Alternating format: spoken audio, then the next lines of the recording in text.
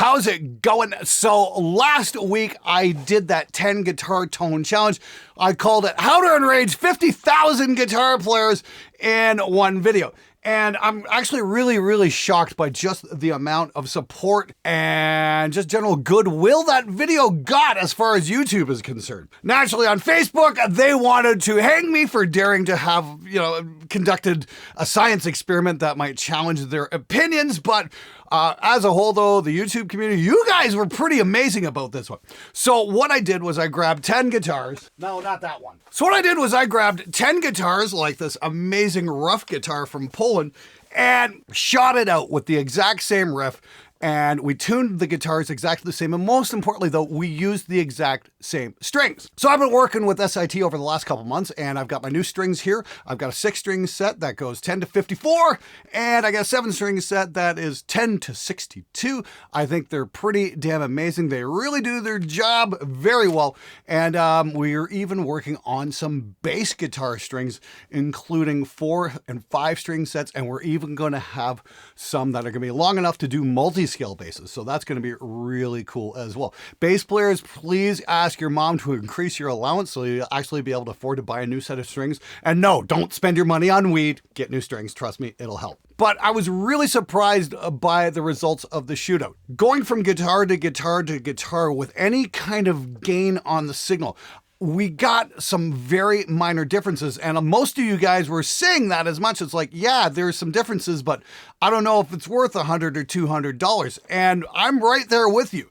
Yes, we can hear some differences, but I'm not sure if it's worth that kind of expense either. Now, here's the thing. If a guitar player comes into the studio and asks me the question, well, what do you think about these pickups? We're like, I don't know. I think they all sound pretty similar. Let's plug in and see what happens. And we've been so brainwashed by pickup marketing over the years that, oh, this pickup is going to give you tone A, or this other pickup is going to be the magical cure that you're looking for that's going to make your tone so much better. And it just does not fucking work that way at all. Let me show you exactly what I mean. Here's that 10 guitar shootout once more, but this time showing you the differences in the guitars being played. Here we go.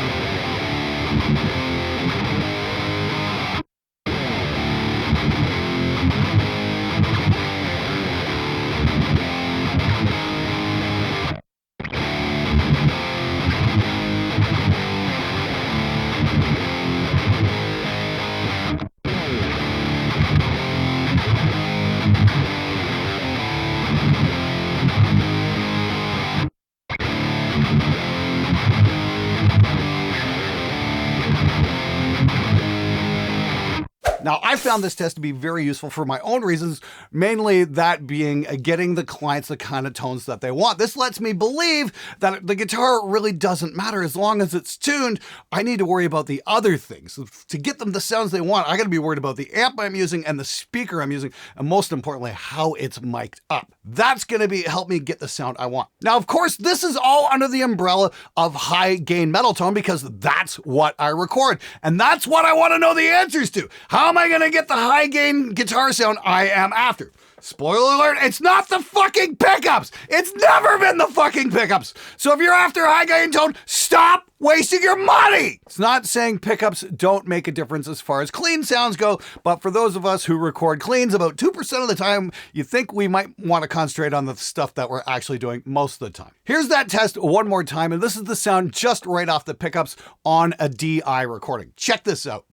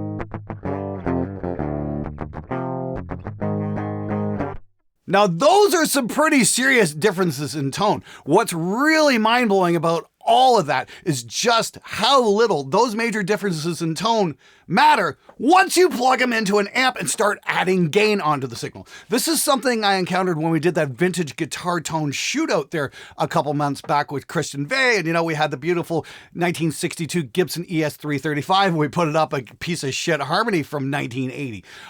Yes, when the guitars were clean, we could definitely hear a difference in sound. But as soon as you started even adding an edge of breakup tone, a lot of that stuff just vanished. And when you're playing high gain metal stuff, none of that shit matters at all.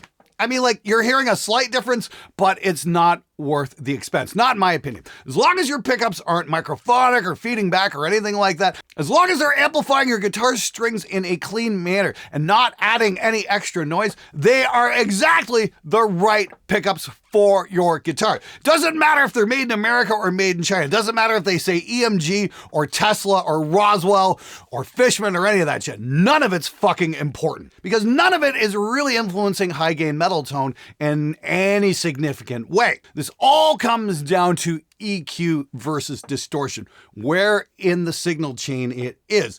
If you're playing high gain metal, if you put an EQ pedal before your amp, you're going to get, a few slight variations. But if you put it in the amp's effects loop, that's where it starts making major changes.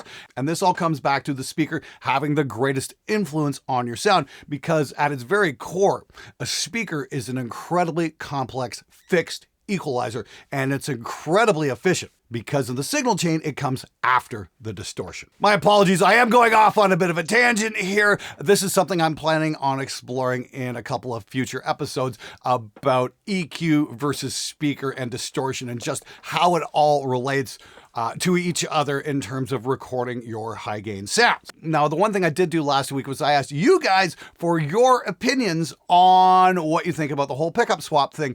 And I got over 3,000 comments from you guys in just the inside of a week. And I'm completely blown away by that. And I'd like to thank every single one of you guys who did leave a comment, because I did read every single one of them.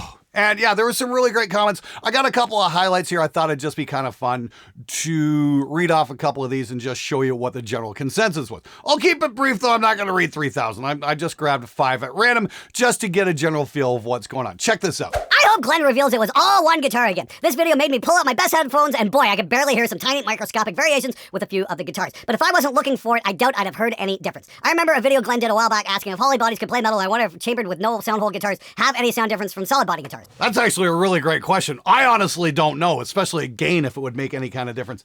Guess I'm going to have to get a Gretchen here at some point and put it up against, maybe a multi-scale 6-string or something, just to hear what kind of differences we're hearing with gain. Now, once again, I was pretty shocked by just how minimal the shifts there were from guitar to guitar. I'm not saying they didn't exist, there absolutely were, but it's pretty minor once you start throwing gain on. And no, it really was 10 different guitars. Oh, you just gave me a great title for this video. This is the video the pickup manufacturers did not want you to see. So thanks so much for the title idea, and I'm sure this is going to just annoy the living shit out of the entire Facebook guitar community. You know what I say?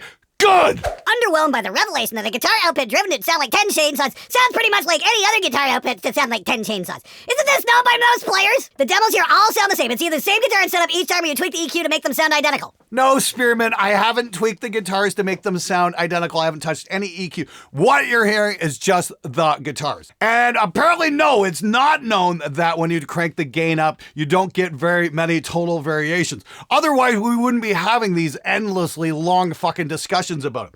Now, didn't you just contradict yourself? You just said, oh, it's obvious that 10 chainsaw guitars will sound exactly the same, but you must have EQ'd them. Dude, make up your fucking mind if you have one. I'm actually relieved that pickups don't matter that much. It literally means that you can save money and get the same great results. Why would anyone be mad at that? Simple, because they spent money on pickups, money that they didn't have to spend. I think my friend Marcellus Wallace had a very good comment about that. That's pride fucking with you. Well, as a superior musician and not just some YouTube guy, I can absolutely tell the difference, specifically in the 5 to 10 hertz range from, fuck this, I can't even joke about it. Considering that there is a massive price difference going on with those guitars and the pickups within them, I don't think I could really hear any noticeable difference at all. I feel like maybe Guitar 7 in your video possibly sounded a fraction different, maybe a microscopic touch bassier, but honestly, I wouldn't be surprised if it's just my brain activity making it up, as who knows, there's supposed to be a difference. I couldn't possibly match a single guitar to the video without just pulling it straight out of my ass. It's almost like all the evidence and tests you've been doing for years is true. Fuck me. Once again, I gotta stress this, of course, jokes aside, the ultimate goal here is to help you guys become informed consumers and help you make the right choices and help you find the tones that you're looking for. Playing metal, the pickups really aren't going to make any difference at all once you get into humbuckers. You're going single coil to humbucker, sure, you're going to hear a difference. Anything other than that, yeah, save your money. Stop worrying about the shit that doesn't matter and start worrying about the shit that does. Too bad there were no guitars with nitro finish. Experts should be able to say which ones were nitro and which ones poly, especially the PRS fanboys. Fuck me! You know what? You're absolutely right. This test is invalid. I didn't use any nitro finish guitars because we all know that nitro finish is far superior to poly, especially on high gain metal tones. And that's exactly where you should be spending your money. All right, guys, I gotta say, this test was an awful lot of fun. I learned a lot along the way as well. Number one, don't worry so much about the fucking guitar. Just make sure it stays in tune, especially if you're recording metal tone. Now, of course, I want to hear from you guys. Please leave a comment below because I do love hearing from you. And as always, the best comments do wind up on SMG viewers' comments. So I got a couple questions for you. Number one, did you learn anything from this test? And two, and this is the most important one, is it going to affect any future purchases down the road? I mean, yes, this is only one test. And if you walk into a guitar store, you're going to have an army of sales guys standing there trying to sell you pickups. My question is, with the knowledge you've just gained from this, is this going to have any kind of influence on your purchase? I'm really curious about that. Just here, I get it, especially when you walk into a retail situation. There's a lot of high pressure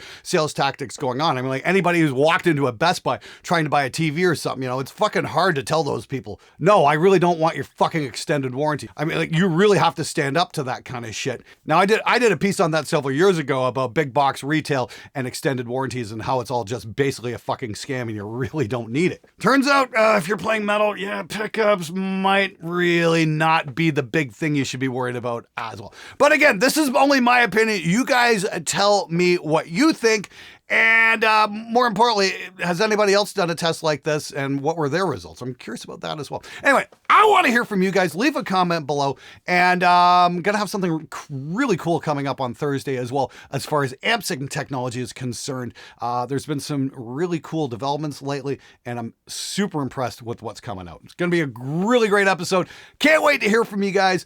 As always, leave a comment below, and I'll see you guys back here again on Thursday. Thanks so much for watching. And if you did find the video helpful, and if it helped save you some money, please do me the honor of hitting the subscribe button. It's going to be a fucking wild ride this year, I guarantee you.